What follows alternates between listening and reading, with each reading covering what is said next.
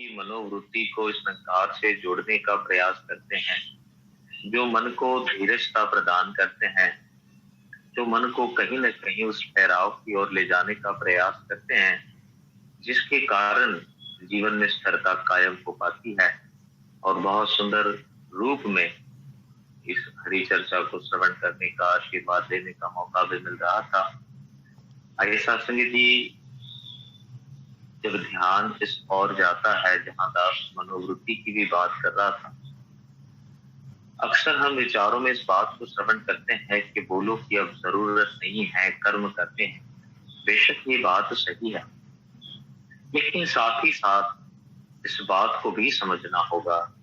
जब मुंबई चेंबूर भवन में आदरणीय DRD सत्यार्थी जी के सानिध्य में कार्यक्रम हो रहा था और लगातार ये भाव जब प्रकट हो रहे थे कि अब बोलो की जरूरत नहीं, कर्म करे, तब सत्संग जी आदरणीय सत्यार्थी जी ने कहा, भले मानसो, बेशक बोल के साथ कर्म करे, लेकिन ये भी तो ध्यान दे कि बोलना भी तो अपने आप में कर्म है। ये शब्द भी अपने आप में आपको गुरु से जोड़ने का काम करते हैं। जब महात्मा सबकी खताओं की माफी मांग रहे थे, तो सत्संग जी ये भाव हृदय में आपके लिए आया होगा, मेरे भी आया कि सतगुरु माता जी बख्श ले। ये शब्द ही थे जो मेरे मन के पात्र में जाकर के भाव का रूप लिया और अरदास करवा। ये विवेक कहाँ से प्राप्त हुआ? अगर इसी 7:30 से 8:30 बजे तक मैं किसी बिजनेस मीटिंग में जुड़ा होता, इसी 7:30 से 8:30 के वक्त मैं किसी और मोटिवेशनल सेमिनार में जुड़ा होता, इसी 7:30 से 8:30 कई बच्चे अभी अपनी ऑनलाइन स्टडी से जुड़े होंगे। आप उनसे पूछे, क्या आपके मन में ये भाव आ पाया माफी मांगने वाला? क्या आपके मन में ये भाव आ पाया स्थिरता वाला? क्या आपके मन में ये भाव आ पाया सतगुरु के प्रति विश्वास वाला? उन सब का जवाब यही होगा कि नहीं। क्यों नहीं आ पाया? आप भी तो 7:30 से 8:30 ही जुड़े थे, आपके पास भी तो डिवाइस था, मोबाइल था, आप भी तो जूम पर जुड़े थे, लेकिन सत्संग जी उनके पास वो भाव आ नहीं पाया, क्योंकि ऐसा विवेक, ऐसा भाव मात्र और मात्र सत्संग से प्राप्त होता है, संतों के संग से प्राप्त होता है। अगर कोई पूछता है सत्संग की महिमा क्या है, अगर बहुत लंबी बात ना भी बताओ, तो सत्संग जी एक सरल सी बात ध्यान आ जाती है कि किसी भी व्यक्ति को जो आपसे ये पूछ रहा है कि सत्संग की महिमा क्या है, आप उसे कहे कि भाई साहब, सत्संग में बैठने से पहले एक बार आप आईने में अपनी शक्ल देखें और सत्संग खत्म होने के बाद तुरंत जाकर के फिर अपने आप को आईने में देख ले, वो आईना ही आपको सत्संग की महिमा बता दे। और ये सच है सत्संग, आप अनुभव करें। जब आप कभी संगत में आए होते हैं, आपके साथ कितने टेंशन लाए होते, न जाने कितने सवाल, न जाने कितनी शंकाएं लेकर के आए होते, लेकिन जैसे ही सत्संग खत्म हो जाती है, आप आपस में बात करते, आज तो मेरे सवालों का जवाब मिल गया, आज तो मुझे पता चल गया, आज तो जैसे गुरु ने मेरे ही लिए बोल। सत्संग जी ये सत्संग की महिमा है, वो भाव बदल जाते हैं। ऐसे ही नहीं कहा कि रोते रोते आए, हमें हंसना सिखाया। कि यहाँ पर सत्संग जी जो मायूस होकर के आया और प्रसन्नता लेकर के गया, ये सत्संग का काम। क्योंकि सत्संग जी ऐसा नहीं हुआ कि जो कार के न मिलने पर शिकायत लेकर के आया था, तो सत्संग की समाप्ति पर उसको चाबी दे दी गई, ले जाओ जी आपका कार, और वो खुश हो गया। नहीं, सत्संग ने सत्संग जी वो भाव दे दिया, धीरज का, संतोष का, शुक्राने का।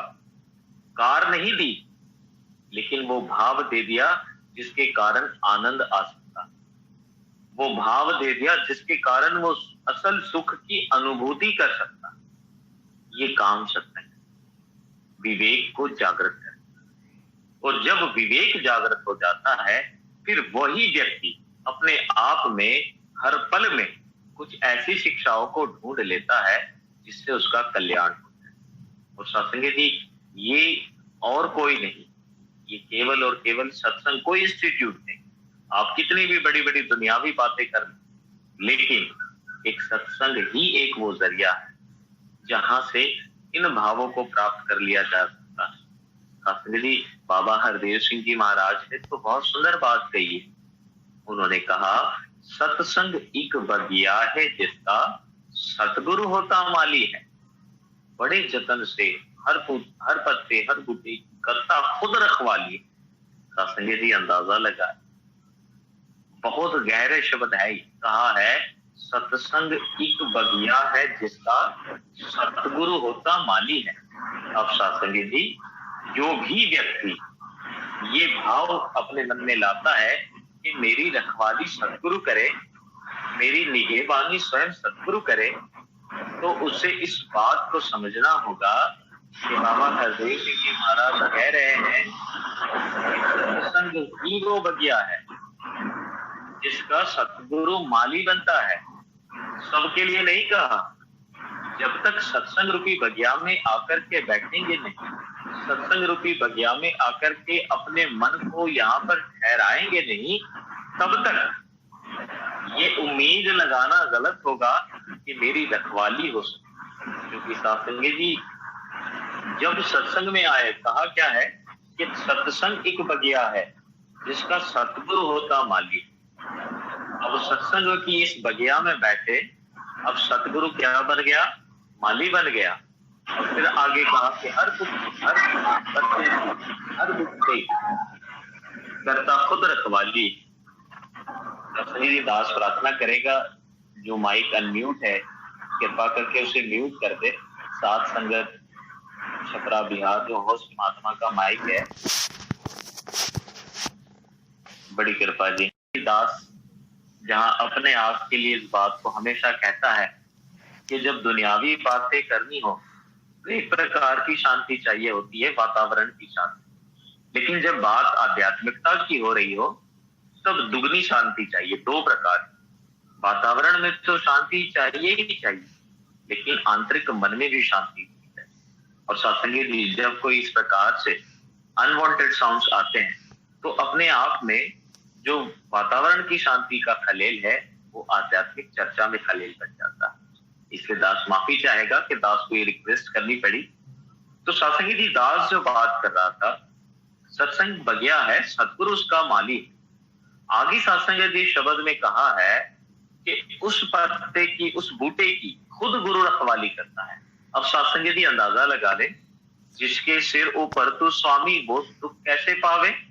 अगर खुद सतगुरु रखवाली करना शुरू कर दे, उसके बाद वो भगत का कौन बाल बाका करता है? उसके बाद उस भगत को दुनिया में, त्रिलोक में कौन सी ऐसी शक्ति है जो दुख दे सकती? नहीं कर सकती, क्योंकि वो सत्संग की बगिया में बैठ गया। और जब सत्संग की बगिया में बैठा है तो फिर गुरु का वचन है जो बाबा हरदेव सिंह जी महाराज ने खुद दिया है कि फिर गुरु उसकी रखवाली करता। आइए सत्संग जी आगे ही, जहां दास अभी आप संतों के वचन सुन रहा था तो साथ ही साथ ख्याल ये आ रहा था, चमत्कारों की भी 2-3 विचारों में बात हुई।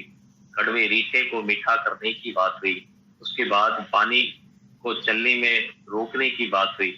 सत्संग जी दास तो यही समझता है कि सत्संग हमें ये विवेक भी देता है कि हमें इन एग्जाम्पल्स को कैसे समझना चाहिए। और बेशक सत्संग जी गुरु नानक साहब जी ने भी जो कार्य किया था वो अपने आप में महान है। एक कड़वे रीठे को मीठा करना, उसके लिए सत्संग जी, क्योंकि सत्संग जी ज्योत वही जुगत वही सा काया फेर पलटिए। अगर सत्संग जी सच्चे पातशाह गुरु नानक जी ने वो कार्य किया तो हम ये भी तो जानते हैं कि वो ज्योत कौन सी रही। आज आपके बीच में भी जो सतगुरु माता सुदीक्षा जी महाराज उपस्थित है, उन्होंने ही तो ये कार्य किया। और फिर आगे चल करके सत्संग जी हमारे मुख से कभी ऐसे शब्द आ जाते हैं कि उसमें कोई बड़ी बात नहीं थी। तो ये सत्संग जी निरंकारी मिशन के सिद्धांत के खिलाफ है, क्योंकि सत्संग जी हर गुरु की पैगंबर का एक तरीका सत्कार निरंकारी मिशन करता है। तो आगे से कभी भी हम इन एग्जाम्पल्स को दे तो हम साथ में ये जरूर कहे कि जो सच्चे पातशाह गुरु नानक देव जी ने किया था वो भी अपने आप में एक ऐसा उत्तम कार्य है जो कोई साधारण व्यक्ति नहीं कर सकता। और आज समय के सदगुरु ने मुझ जैसे कड़वे को भी मीठा कर दिया, ये इनकी कृपालता है। सत्संग जी ये निरंकारी मिशन की सिखलाई, ये विवेक है जो साधु संगत से प्राप्त होता है। अब कोई कहे कि पानी को चलनी में ठहरा करके दिखाए आपका गुरु सच्चा है, तो धर्म शास्त्रों की किसी एक भी लाइन में गुरु की निशानी किसी पानी को चलनी में ठहराने से नहीं होती है। धर्मशास्त्र तो कहते हैं जो परमात्मा को निकट दिखा दे, ये सदगुरु होता है। अगर कोई पानी को छलनी में ठहराने वाले को ही सदगुरु कहता है तो उसे शायद निरंकारी मिशन की जरूरत नहीं। वो अन्य भी कई ऐसी जगह है जहां पर कोई ऐसे चमत्कार दिखा दिए जाते हैं। तो ऐसे सवाल भी जब आ जाते हैं तो बड़े विवेक से उनको कहे कि आप अपनी आत्मा की मुक्ति चाहते हैं या फिर पानी को छलनी में ठहरा हुआ देखना चाहते हैं, ये आपको तय करना है। क्योंकि मेरा सदगुरु जिसने पानी के ऊपर पूरी पृथ्वी को ठहरा दिया है, कहते हैं 75% पानी है और सिर्फ 25% जमीन है। अब कोई व्यक्ति अपने घर में 75% पानी ले ले और 25% आटा ले ले और वो रोटियां बना के दिखा पाएगा? नहीं दिखा पाएगा। मेरे सदगुरु ने पानी के ऊपर पूरा विश्व ठहरा दिया, तो चलने के ऊपर पानी खैर की बात करता है। आना है तो ज्ञान प्राप्त, ये विवेक। उन्हें सत्संगी तर्क करना, ये तो कोई अपने आप में, क्योंकि कोई अगर आकर के मुर्गी या अंडे की बात करता है तो वो सत्संगी जवाब लेने नहीं आया है, वो जिज्ञासु नहीं है, वो चतुर बन के आया है।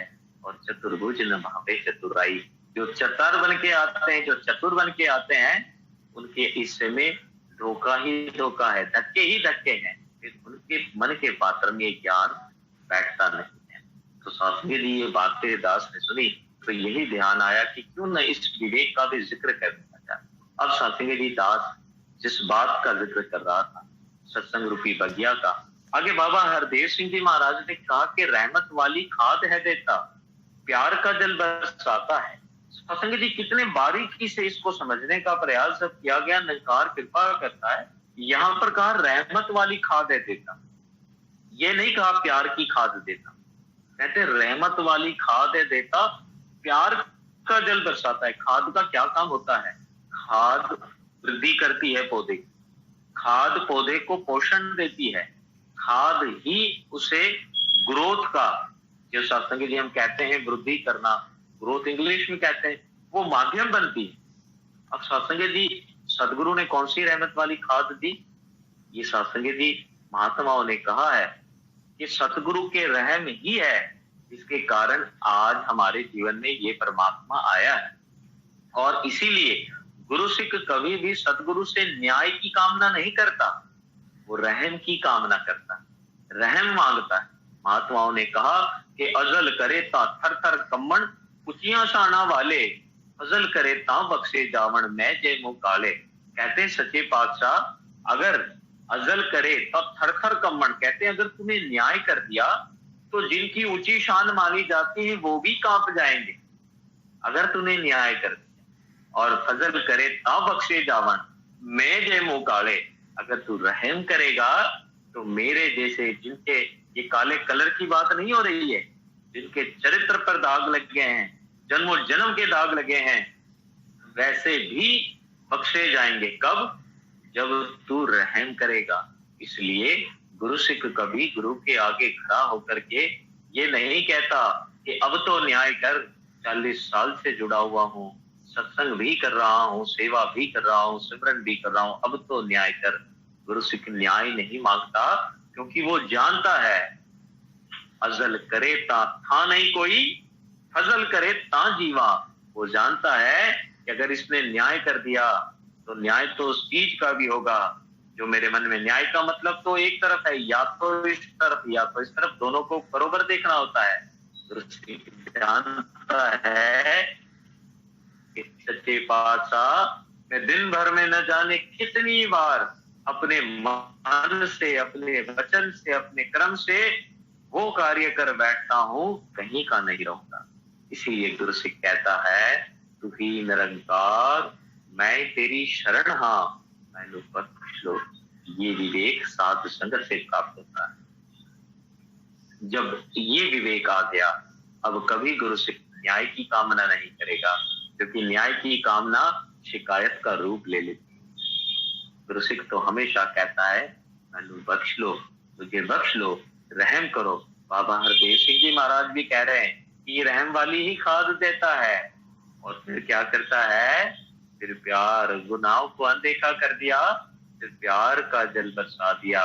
और जब प्यार का जल बरसा तो साथ में साथ संगे जी, जब माली जल डालता है, खाद डालता है, तो वो उम्मीद रखता है। आप देखें, अगर आपके घर पे आपने एक बागीचा बनाया है, गार्डन बनाया है, आप निरंतर उसमें खाद भी दे रहे हैं, पानी भी दे रहे हैं, और अगर वो पौधा फूल ही ना दे, आपको लगेगा कुछ तो गड़बड़ है, ये फूल क्यों नहीं दे रहा। कहने का मतलब डायरेक्टली या इनडायरेक्टली आपकी खाद और पानी के साथ आपकी उम्मीद भी है कि ये फूल दे, ये फल दे। इसी तरह से साथ संगत जी, जब सत्संग रूपी बगिया में बैठे हैं, गुरु ने अपने आप को हमारा माली बना दिया है, हमारी रखवाली कर रहा है, हम पर रहम कर रहा है, हम पर प्यार का जल बरसा रहा है, तो सतगुरु भी हमसे ये आशा रखता है कि हम भी वो फल दे, वो फूल दे, जिसके माध्यम से गुरु वाली खुशबू आ सके, भक्ति की महक आ सके। अगर सत्संग जी ये सब मिलने के बाद भी मेरे जीवन से वो खुशबू आ नहीं रही, तो शायद मैं उस बगिया का वो पौधा हूं जो कोई काम गुरु के आ नहीं पाया। इसलिए सत्संग जी, ये भी एक चेतनता सत्संग से प्राप्त होती है कि मेरी अपने आप में, जब मुझे महापुरुष महात्मा कह दिया गया, तो मेरी अपनी भी ये नैतिक जिम्मेदारी हो जाती है। कुछ दिनों पहले दिल्ली से एक महात्मा का फोन आया, उन्होंने कहा महाराज अभी कोरोना काल है, पर दास साहब से प्रार्थना करता है कि मेरी फैक्ट्री में चरण डाल दो। दास ने कहा हुजूर चरण तो सतगुरु डालते हैं, दास जरूर आपकी फैक्ट्री के और आपके दर्शन करेगा, बेशक आप वीडियो कॉल करते। उन्होंने वीडियो कॉल के माध्यम से शुरुआत से लेकर के पूरा बताया कि ये लोहे की शीट दास के पास आती है, यहाँ से ये मोल्ड होने के लिए यहाँ जाती है, यहाँ जाती है, और सारे पेयर पार्ट्स बनते हैं, और फिर इनके ऊपर मारुति का एक लोगो लग जाता है, स्टैंप लग जाता है, उसके बाद ये दिखते हैं बड़ी अच्छी कीमत। सत्संग जी, जब सारा वीडियो कॉल खत्म हुआ, दास सोच में पड़ गया कि महात्मा क्या कह रहे थे। सत्संग जी, फिर ये ख्याल इस संकार में दिया कि जब आपके ऊपर स्टैंप लगता है, जब आपके ऊपर किसी चीज की मोहर लग जाती है, तो केवल आपकी कीमत नहीं बढ़ती, आपकी जिम्मेदारी भी बढ़ जाती। आप में से कोई महात्मा चला जाए शोरूम में और वहां से पूछा भाई साहब ये पुर्जा कितने का है, कहते जी 5000 का। अच्छा, बोले बिल्कुल ओरिजिनल है, डाल दो, डाल दिया, कीमत बढ़ी। अब अगर वही पुर्जा दूसरे ही दिन टूट जाए, फिर क्या होगा? फिर वही इंसान आएगा शोरूम में, नकली सामान देते हो, झूठ बोलते हो, डुप्लीकेट देते हो, क्या हो गया? क्यों वही कहने पर मजबूर हो गया? क्योंकि आपका ब्रांडेड वो पुर्जा, आपकी मोहर लगा हुआ वो पुर्जा अपनी जिम्मेदारी नहीं निभा पाया, इसलिए ये घोषित कर दिया गया कि ये डुप्लीकेट, ये नकली है। जब स्टैंप लगता है तो केवल कीमत नहीं बढ़ती, जिम्मेदारी भी बढ़ती। जब आपके ऊपर, मेरे ऊपर, किसी के ऊपर संत महापुरुष महात्मा का स्टैंप लगा, बेशक कीमत बढ़ गई। जहां जाएंगे फूलों के हार है, हाथ जुड़े होंगे, परिवार खाने के लिए अच्छे अच्छे पदार्थ होंगे, हर जगह दुकान पर चले जाओगे किफायती दर मिल जाएगा, सारी जगह आपकी कीमत होने से केवल कीमत नहीं बढ़ती है। अगर मैं उस जिम्मेदारी पर खरा नहीं उतर पाया जो सतगुरु ने मुझे दी है, तो फिर मेरे लिए भी ये घोषित हो सकता है कि ये डुप्लीकेट है, ये नकली है। इसलिए सत्संग जी, ये जो कार्य क्षमता है, और ये कैसे पता चलती है? वो एक जो पार्ट्स था, उसकी ताकत, उसकी कार्य क्षमता का पता कैसे चला? उसके अपने वजन सहने की ताकत से, उसका अपना कार्य सही करने की वजह से पता चला कि ये बिल्कुल परफेक्ट है। इसी तरह से एक भक्त की कार्य क्षमता कहाँ पता चल जाती है? उसकी सहनशीलता से, इसकी विशालता से, उसकी दया से, उसकी करुणा से, उसकी विनम्रता से। अगर झुका नहीं है तो उसकी कार्य क्षमता ठीक नहीं, विशाल नहीं हुआ है तो फिर वो पुर्जा ठीक नहीं है, अगर सहनशील नहीं है तो भी वो पुर्जा ठीक नहीं है। इसलिए समझना होगा इस बात को कि मेरी कीमत नहीं बढ़ी, मेरी जिम्मेदारी भी बढ़ी है, और मेरी कार्य क्षमता किस बात पर जांची जाएगी? मेरे दिव्य गुणों के ऊपर गुरु ने खुद दिए हैं, खुद जी करके दिए हैं। तो ये सब सत्संग जी जितनी भी हम सारी बातें कर रहे हैं, ये सोची, ये समझ, ये विवेक, ये चेतनता, ये जागरूकता अगर कोई दे सकता है तो संतों का संग दे सकता है। ये सत्संग जी दास ने संतों के संग के बाद परमात्मा की प्राप्ति के बाद की बात कर रहा हूं। वैसे संतों का संग ही है जो परमात्मा की प्राप्ति भी देता है। महात्माओं ने कहा है, भाग हुआ हरि संत मिलाया, प्रभु अविनाशी घर में पाया। कहते भाग हुआ, हरि ने संत मिला दी, क्या अब क्या हो गया? कहते प्रभु अविनाशी, ये प्रभु अविनाशी घर में पाया। अब मैंने घर में पा लिया। दो के कारण संत भेदी होते हैं, सतगुरु के भी होते हैं। संत राज बता देते हैं कि जा सतगुरु के पास जा, सतगुरु के पास जाकर के ये कहना। संजय जी ये भेदी बन जाते हैं और ये जिसे बख्शवा देते हैं उसे ये बख्श देता है। संतों के संग की सत्संग जी, और ऐसी ही चेतनता साधु संगत के बीच में खड़ा होकर के झोली फैला करके मांगने वाला वो महात्मा, जब उसी साधु संगत के किसी महात्मा के बारे में निंदा कर रहा होता है तो उसे ये याद रखना जरूरी हो जाता है कि जिसके आगे में मांग रहा था वो महात्मा भी उसी साधु संगत का हिस्सा था। इनडायरेक्टली मैंने उसके भी आगे झोली फैलाई। ये सत्संग जी जागरूकता, ये चेतनता, ये सत्संग रूपी बगिया में बैठने के बाद, हाँ अगर मन नहीं लगा है तो फिर सत्संग जी सत्संग आकर भी वचनों पर जिनका रहता ध्यान नहीं, अब गुणों से भरा रहेगा। सर्टिफिकेट दे दिया है, सब किसने दिया? बाबा हरदेव सिंह जी महाराज ने। अब गुणों से भरा रहेगा, वंश गुणवान नहीं। वो व्यक्ति जिंदगी भर कभी गुणवान नहीं बन पाएगा। कौन सी? सत्संग आकर भी वचनों पर जिनका रहता ध्यान। सत्संग में आया है, वचनों पर ध्यान नहीं गया, कान नहीं कहा, ध्यान। कान तो वहीं थे सत्संग में, पर ध्यान नहीं था। और जब ध्यान नहीं रहा तो फिर वो व्यक्ति बाबा हरदेव सिंह जी महाराज के कथन अनुसार अब गुणों से भरा रहेगा, बन सकता गुणवान नहीं। कितनी बड़ी बात कहती बाबा जी। सत्संग आ रहे हो, कंडीशन है, ध्यान से सुनना पड़ेगा। जब ध्यान से सुनेंगे और इस भाव से सुनेंगे कि ये मेरी बेहतरी के लिए है, मेरे बदलाव के लिए है, तो फिर जाकर के आनंद आएगा। अगर इसलिए सुन लिया कि ये तो मुझे ही सुना रहे हैं, तो बदलाव नहीं आएगा। बदलाव तब आता है जब बदलने की नीयत हो और हिम्मत हो, तब बदलाव। अगर नीयत ही बदलाव की नहीं है और ये हिम्मत नहीं है ये सुनने की, मुझे कैसे बोल दिया, मेरे बारे में बोल रहे हैं, तो फिर सत्संग जी वो ध्यान अहंकार के साथ नहीं जुड़ा हुआ है, ईगो और अहम के साथ जुड़ा हुआ है। साधु संगत ही वो जरिया बन सकती है जहां से दुनिया के सारे सुख, ये आध्यात्मिक आनंद आ सकता है। तब ही होए सब संशय भंगा, जब बहु काल करिए सत्संगा। कुछ देर की बात नहीं कही भगवान श्री शंकर जी ने, तब ही होए सब संशय भंगा।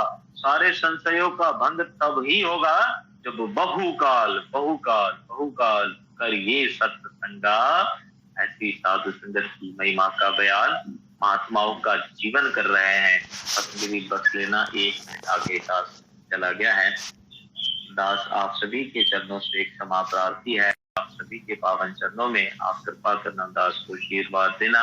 दास आप सभी के लिए अरदास करता है, सच्चे पातशाह सदगुरु माता सुदीक्षा जी महाराज, जैसा आप चाहते हैं वो बहु जीवन वैसा हो पाए, यही अरदास प्रार्थना है। की मनोवृत्ति को इस संस्कार से जोड़ने का प्रयास करते हैं, जो मन को धीरजता प्रदान करते हैं, जो मन को कहीं न कहीं उस ठहराव की ओर ले